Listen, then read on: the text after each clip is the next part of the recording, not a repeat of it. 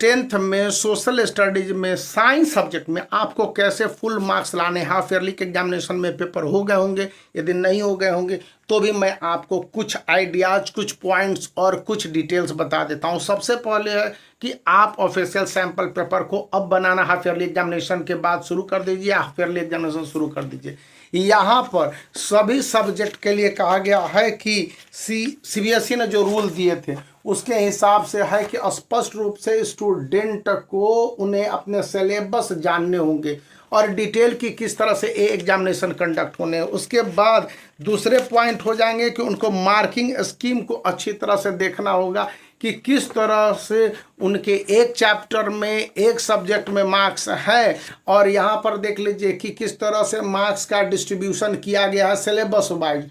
और जब आप सिलेबस को अच्छी तरह से देख लेते हैं तब जाकर आपके पास पॉइंट्स आते हैं कि किस तरह से चैप्टर को ऑर्डर किया गया है। यहाँ पर देख लीजिए चैप्टर को ऑर्डर वाइज मार्क्स को जिस तरह से डिस्ट्रीब्यूट किया गया है, और वे सारे चैप्टर्स हैं, इनमें क्वेश्चंस को पूछे जाने हैं। अब क्वेश्चन पूछे जाने के तरीके कैसे हैं, जिसके लिए मैंने इस बुक का सहारा लिया है, ओसवाल पब्लिकेशन 2025 का मोस्ट लाइकली क्वेश्चन बैंक यहाँ पर आपको दिख रहा होगा, क्लास 10 साइंस के लिए है।